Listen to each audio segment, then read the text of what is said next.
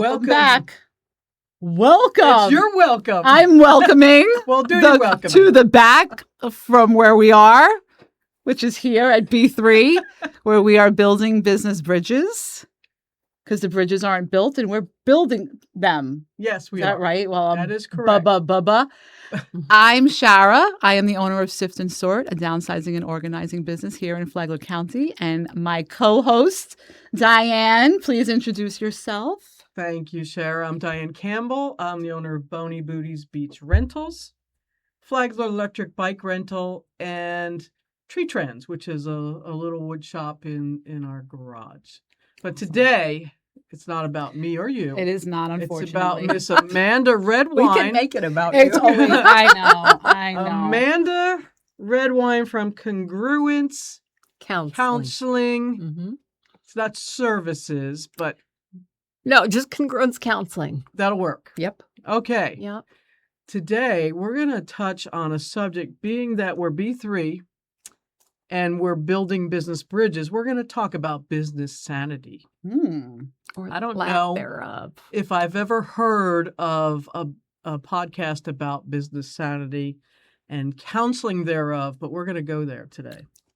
I'm your Are you girl. okay with that? I'm your girl because as you know, I was a corporate finance executive for 25 years before I became a counselor. How did you get to that, to being counseling? My son had a mental health crisis. Okay. And he ended up at a special boarding school for young men with Asperger's. And I would fly out and the parents needed support, but they weren't the identified patient. And so I came home and I said to my wife, I'm just going to take one graduate class in counseling, in group counseling, so I can run a parent support group.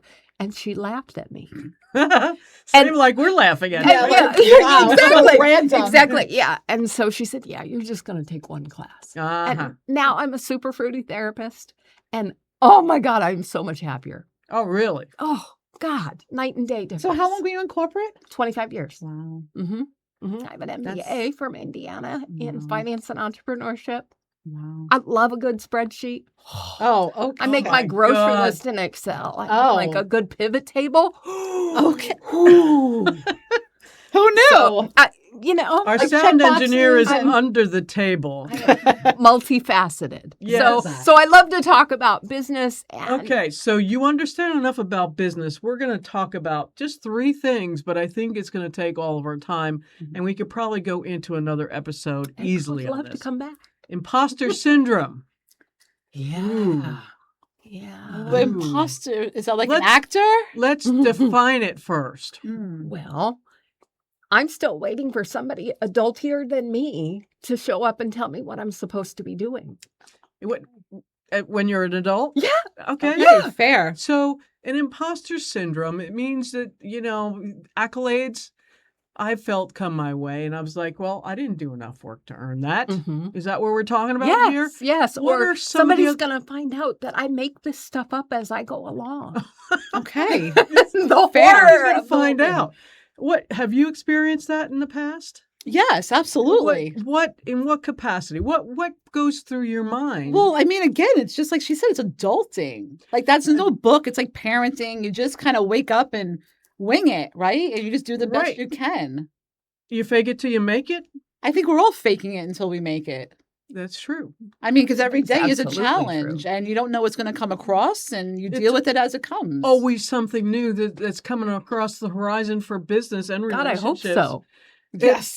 Because Yeah, I what hope fun so. would it be if, you put on the same 6 screws all Well, day? aren't spreadsheets boring? I can't believe you She's would offended say by that. that. I am a little bit I have offended. no time for spreadsheets. Actually, for me, it was about bringing a story out of a pile of data. Okay. And so you could ask the data questions. You manipulate the numbers? No, you look at the numbers for patterns. Okay. My son's not the only one who's got a little bit of the autism. So, Okay. I see patterns in numbers. And here is an example. I was an auditor for a dental company, and they wanted to buy this company that made dentures. And the way they would train people is they'd say, come to our training. We'll let you do one case for free. And so our company said, oh my God, this is amazing. Da, da, da. And I said, okay, well, let's get the data. So we got the data of all the doctors that went through the training. And then I said, okay, well, what percentage of those did their free case? Okay, well, like 85% of them did the free case. Okay, cool. Well, hang on. How many of them then went on to do one more? You're not supposed to ask that question. Exactly. And all of a sudden we figured out nobody was doing the second case. Oh. And so all of a sudden the whole sales pitch fell apart. Changed Because the game. We looked at the data. Looked at the darn Numbers data. never lie. So, No. but back to imposter syndrome. For me, and perhaps this is part of a function of age, in my 50s, I have learned that I just don't care anymore. My filter has gone. And so I am much more comfortable showing up authentically as a hot mess. Uh-huh. And people find that so approachable. And I counsel people about this all the time who grew up thinking they had to be perfect, maybe because that was their parents' expectation. So does imposter syndrome have an element of acting to it, you might think? Absolutely. Okay. Absolutely. So before 50, you're saying that you may have participated in a little bit of imposter syndrome, acting a certain way to get a certain thing or to climb a certain ladder. Yes. You have to play the game. And to project confidence. Project confidence. Right? To say, That's look, probably I've seen this before. boils down to what it really is. Absolutely. So- And I think women particularly get the short end of the stick where this is concerned. Okay. Earlier you said, well, I haven't done enough work to earn this accolade. Right. I hate to tell you this, but the men in your lives never got that memo. Huh. That is not a thought Does that even bother them? no, Why? no. Why does it not bother It men? goes all the way back to think about how boys and girls are socialized. A successful play date for girls is everybody felt included and nobody cried. A successful play date for boys, there's a winner, there's a loser. I don't need to know your name to have Sucks you on to my be you. team. Yeah. See you next time. Fair. Okay. And so that we've gotten that programming for our entire lives, that we're responsible for the well-being of the group. Well, it's a motherly instinct. It's just how we're made, Nurturing. right? Yes. So yes. nurturing. But also our safety is in bringing everybody along, Mhm. not sticking out. And also a lot of women get smacked down when they stick out too much, Right. Mhm. right? They get called bossy or aggressive or a bitch Mhm. simply for doing the exact same thing that the man next to them Right. is doing. So what do we do to help ourselves with overcoming that imposter syndrome? For me, it was about admitting that I'm not perfect. Okay, so we admit it and Mhm. we go on to the next day and something comes up where you get that feeling again. Mm-hmm. What are the coping tools, Um, skills for this? You know, a big piece of it is what you're doing here, which is Talking about it. talking about it and building a network of peers with whom you can say, I have no idea what I'm doing. Because chances are nobody else knows what they're doing, but somebody might have done it before. But they would never admit it. Well, You don't think so? isn't that part of imposter syndrome, not admitting it? I think You a don't wanna big fess percentage up. would not admit that Well, I mean, they don't know what they're doing. You think so? Yes. And Oh, I think a gosh. lot of mothers feel like they can't admit Oh, for sure. that they don't know what For they're sure. doing. I Oh mean, my you know, you gosh. try to be the best one, and no matter what decision you make, it's right or wrong, and Yes. consequences either way. And it's so isolating. And every day is something new again. And you're not allowed to say, oh, by the way, I hate this. Right. I right. chose You this. have a I did child this and to you hate this. myself Mhm. and Yeah. I hate it. So would you agree then that maybe there's an outer circle of women that you, or a group that you can say, imposter syndrome is a real thing, but there's an inner circle where you can actually get real? Because I'm not going to sit in a group of 50 or whatever God, and say, or even 10 and say, this is what's going on. Mm-hmm. It's going to filter down to those that I feel most comfortable with and most secure, and that Mhm. we're going to have a real genuine conversation here. Mhm. Where it's going to be helpful It's and going to not be going to be able to talk helpful. about it behind your back. Right, but I also want that person to be able to say, well, that was a stupid idea. Mhm. Right. What'd you do that for? Well, Because that's helpful too. You Sure. can't always be like an AI thing. yes. Oh, what a great idea that is, Diane. Mhm. You're going to be a superstar. Right. Because they're Right. just feeding the Mhm. ego. Yes. Yes. And I think having that group of yayas, of women in your Right. life with whom you can show up authentically Mhm. and just go through the real parts of life. Mm-hmm. You think about long-term friendships where you go through marriages, divorce, birth, the death of your parents. I mean, you go through the loss of jobs, all of those big milestone events in life. Those are your people. Yeah. And cultivating that group is really important. I see a funnel here of people. Just, you encounter people every day. Mhm. So they funnel their way down into what actually drops to the bottom where you are mentally and spiritually Mm-hmm. and whatever else emotionally you're connecting together. Mm-hmm. Mm-hmm. So And it takes time and it takes work to build those relationships. the loyalty to that group is strong Mm-hmm. because you can peel back the layers and get down to what's really going on. Yes. And who people really are. And who they are and who they're not. Exactly. Right. And what And- they're not. And what they're not imposturing again. Yes, Yes. impostering. Yes. So Well, and we're- I think there are some groups of people that get good at this for various reasons. For example, alcoholics and addicts in recovery, because they get real honest Right. with everyone, because Mhm. that is the key to recovery, Right. is being able to say, yep, I was a piece of dirt on the floor. Right. I made bad decisions that hurt people. Mhm. And here I am. I'm doing my best, whatever. Mm-hmm. It is beautiful when you can see someone show up and own their own story very authentically. And so in a lot of ways, I would say that's kind of my milestone is, Right. can I own my crap Mhm. and say, yep, I married the wrong guy. I, did a lot of stupid things. I've done all the stupid things, some of them twice.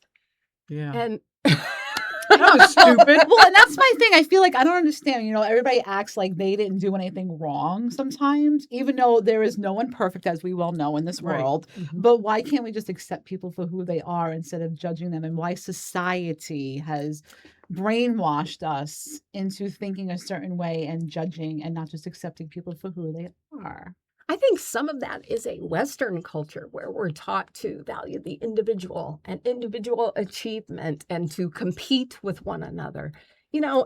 Diane, you have 3 businesses. I don't compete with any of them, No. nor do I have any interest Right. Agree. in competing. And so Mhm. I only want you to be successful. Right. Right. But there are some people in the world that, they want to one-up you. Mm-hmm. Well, it's jealousy. Whatever. And Sure. Mhm. it's my job just to continue to be authentic Yes. in spite of what their journey is. Right. If they're jealousy, that's their problem. Yes. And they don't get in the inner circle. No, they don't. They're not allowed in the inner circle because I call it a BS meter. I can see through that. Yes. And the older you get, I think your meter spikes quicker. Well, I also think life has a way of making sure that you get humbled. And exposing. Oh, certain things. absolutely. Mhm. Yeah. Mhm. And so, by the time you get to your 50s, for example, you have been through some things. Yes. You are no longer the head cheerleader in senior year of high school. Not that I was ever. Me but neither. Head bubblehead. yes, Mhm. exactly. All right. Anyway, Okay. We I could don't stay mean on that offense. topic No, all no day. offense to any cheerleaders. Right, right. There's bubbleheads in every Yes, for sure. industry, sport, whatever. Mm-hmm. Partnerships. Yeah. Here we go. I mentioned this off camera. The only ship that sinks is a partnership. Mm-hmm. Oh, Do you love believe that? I wholeheartedly believe that. Why? I think that many of us go into business partnerships naively. thinking I that, can attest to that. if we make money, then everything will be good. Or that our value system, not really getting into the value systems of, who do we serve pro bono? And when do we make a decision about cutting cost or working with a particular vendor? Those types of values for entrepreneurs in particular are really important. Mm-hmm. You wouldn't be an entrepreneur if you could just go along with whatever, right? I spent 25 years doing whatever the corporation said. Thank you very much. Write me a check every 2 weeks. Mm-hmm. Now as an entrepreneur and working with other entrepreneurs, I see that they're a lot like only children in that they're sort of like, the rules don't apply to me. No, I can they run my do. business exactly as I see fit. And in some businesses, that's beautiful. And you see the best in people. And then there's the other side of that. And so getting into a business partnership, it's very much like a marriage. It is. Absolutely. And so the other thing that doesn't happen often is we don't do the pre-work, much like a premarital, what are those called? Prenup? Prenups, yeah. You need those for businesses to say, okay, when this falls apart, assuming that it might, how do we want that to look? Right. And Right. let's do it when we're still speaking. Yeah. Guilty. Mm-hmm. Been through that. Yeah. I don't want to go there, except that some of the insecurities I felt were managed by having that partnership. Yes. So I'll leave that there. Well, I just wanted to say on that, it's I believe expectations are something that are Right. not discussed usually. Because Expectations. you don't even know what expectations you have or what the business has. Right. So I think that that's something that really needs to be discussed when it comes to a partnership. How to have that conversation is a whole nother podcast, I think, because it can get a little dicey and get a little hairy and sweaty and knockout, drag out, but it would probably be better than going on the other side of it where you're tied up in a big root ball Yes. of logistics and paperwork. Right. Much like unwinding a marriage. Exactly. Yep. Exactly. You mentioned ceiling for business. Yes. So one of the big themes that I was hoping we'd get to talk about today is how business leaders feel anxious. And then they feel anxious about the fact that they feel anxious. And how the ceiling for your business is not where you're going to stop feeling anxious. It shouldn't be. So let's define the ceiling. Is that even a definition, or is it change for you and me? The answer is that the ceiling is where you let it be. So This is ooey kind of stuff, or is this like a business plan? Well, so let me give you an Okay. example. Yes, So ma'am. I moved to Palm Coast in 2023.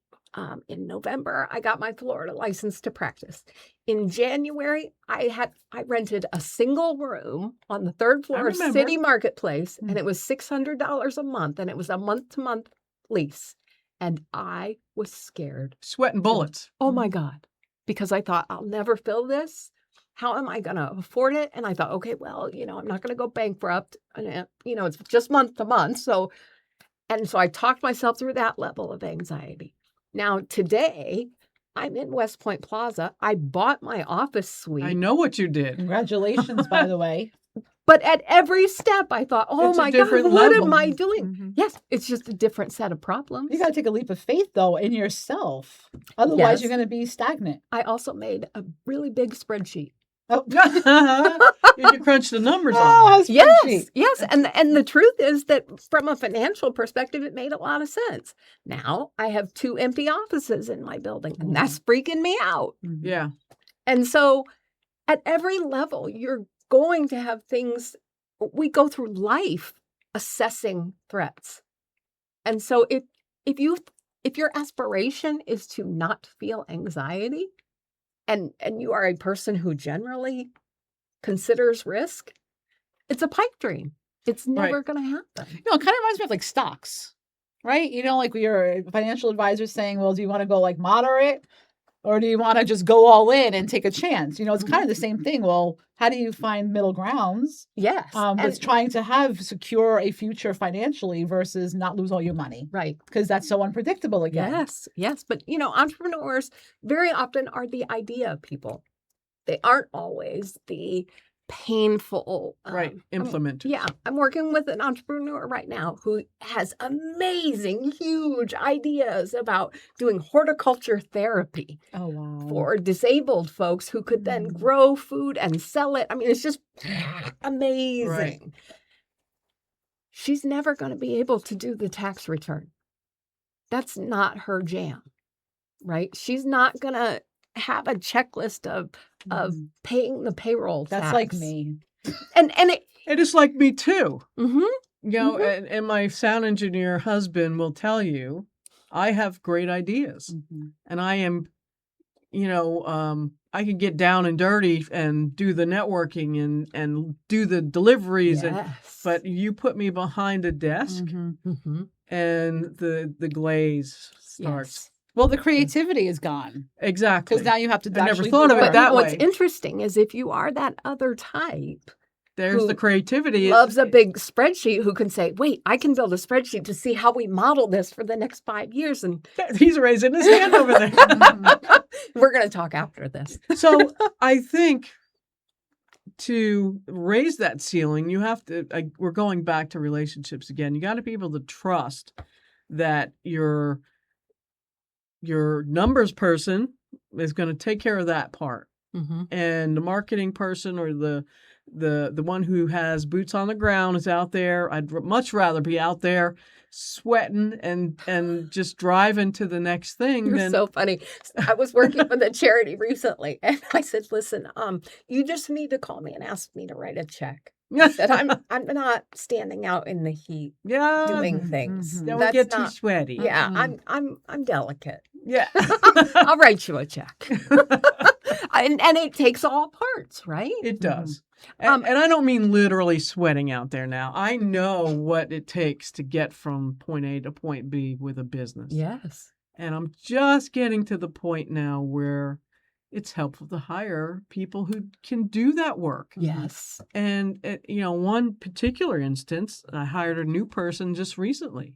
She went to another town she went to Ormond Beach and opened up a new hotel for me in her first week. Oh, wow. And that's incredible. Had chairs out there the whole week. Wow. So what she was doing was what she always does. And that's interacting with people. She's a hairdresser, so she's constantly talking with people, making them feel comfortable. Well, and again, back to relationships, It right? is. You have people who have different attributes, and you should use those attributes that you have only and not try to pick up other attributes that you can't handle, because that's when things start to fall apart. Well, and I think recognizing and saying it's okay if I don't do all of the things. Right. And sometimes you can't afford to do all the things. From a sanity perspective. From a sanity perspective, you kind of have to. Yeah. 11:30 at night is not the time when you want to start doing the bank reconciliation. No. Right. There are people who want to do that. You have Yeah. to start valuing your own time. I just started delegating my social media out to. And how's it been? We all know it's a huge relief. Yes. Because Yes. I could do it and I can learn to do it Mhm. and I can probably be consistent for maybe a week because you're out doing all the other things. Yes. Yes. I can't handle all the other things. And it is a scary thing, especially Very when scary. you started your business on your own, Mhm. is to hand your baby off to someone else and hope Right. that they treat it with the same care and passion that you did. And Right. inevitably, they cannot. Admittedly, I'm emotionally attached to it. Yep. Well, because I've suffered loss through it too. And, my brother passed away and we Yeah. only just started. Mm-hmm. I'm like, Mhm. well, now what? Yes, exactly. Scared, Uh-huh. Uh-huh. Although I know you're a serial entrepreneur. I So, know she is, serial. yeah. Yeah, he knows it too over Yeah. there. yeah. Yeah, he So- knows it. But I just find business people so fascinating and interesting. I love hanging out with business women Mhm. because the challenges are the same but different. But they all have that grit to them. Yes. They're Yes. so gritty and so, ready to get at it. I Mhm. love that part. Yes. They make things happen. They do make things happen. That's what I appreciate about it. And they very rarely have time to sit around and have meetings to talk about what we might do. Right. They just Right. kind of do things. Yeah. Do it. Just do it. Yeah. Yeah. So what else? What else should we talk about here with this business? What do you think? Oh, what do I think? Yeah. You started a business. I did. So First tell us- time ever. And what Yes. kind of emotions did you go through initially when you were starting it? Of course, scared. But I was at a point where I just thought, what the hell? What the hell? What the hell? I mean, I could always find a job.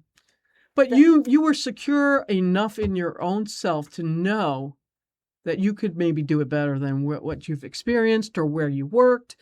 What took you from that point A to being an employee to being an entrepreneur? And I usually don't like to talk about this, but God.